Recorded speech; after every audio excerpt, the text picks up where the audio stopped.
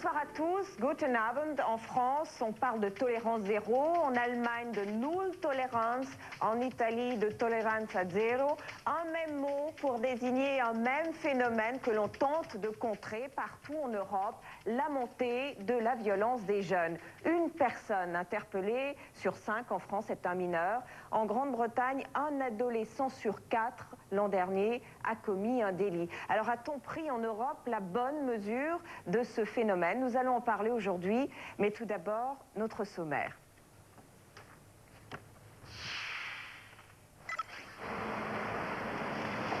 Nous irons à Luton, à 150 km au nord de Londres. Dans cette ville, des citoyens se sont organisés en association pour se protéger contre la violence. Conseil aux personnes âgées, distribution gratuite de serrures.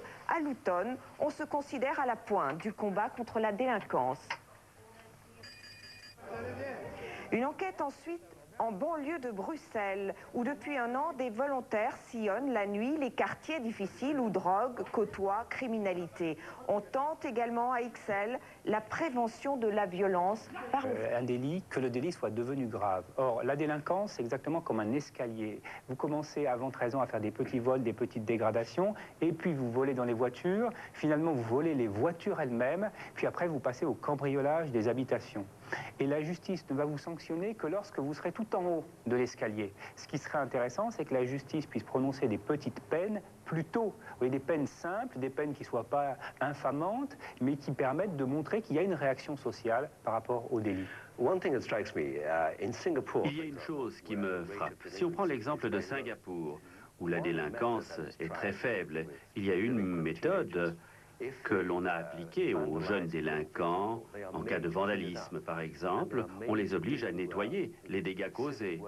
Ils doivent faire des travaux d'intérêt général et ils portent un uniforme qui les identifie comme étant des délinquants. En quelque sorte, on leur donne honte. Est-ce que vous pensez que ceci pourrait être ou devrait être appliqué en Europe ?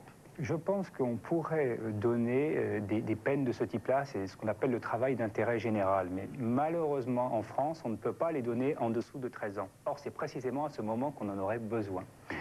Je pense que par contre, le fait de porter un signe de honte en fait sur soi serait très mal vécu dans nos sociétés occidentales par les jeunes, et je pense qu'il serait peut-être plus judicieux de leur faire ce travail, de vérifier qu'il soit bien fait, mais sans les marquer en même temps qu'ils font leur peine. Alors là, on a surtout parlé de répression, on va parler tout à l'heure de prévention tout de même.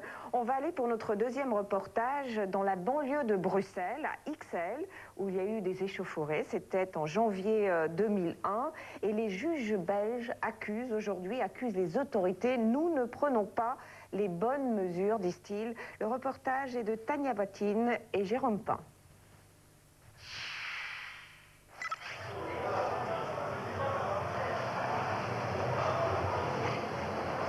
Maman, ça va? Ça va? Où est ta maman? Ce policier flamand, on l'appelle Louis l'Africain. C'est l'un des 4 volontaires qui sillonnent depuis un an le quartier africain de Matongué, à Ixelles, une banlieue de la capitale belge. Comment va? Ça va bien. Il a une belle vie, lui, hein? Ouais. C'est le seul qui ne travaille jamais. C'est le seul qui travaille, t'attends les clients. Matongué. Le nom vient du quartier le plus animé de Kinshasa, en République du Congo. 4000 habitants, seulement 2% d'Africains. Mais dans les rues, on ne voit que. Autour de ces quelques pâtés de maisons, presque tous les commerces sont tenus par des Congolais. Ils sont devenus le lieu de rencontre de tous les Africains de Bruxelles. Mais petit à petit, au commerce officiel s'est ajouté celui des dealers et sa cohorte de vols, agressions, jusqu'au meurtre. Cette violence, ça fait longtemps que ça dure. Ça fait longtemps que ça dure. On en a parlé plusieurs fois. On a été à plusieurs réunions. Mais c'est malheureux. Quand il y a la violence comme ça, tant qu'il n'y a pas de crime, on n'agit pas.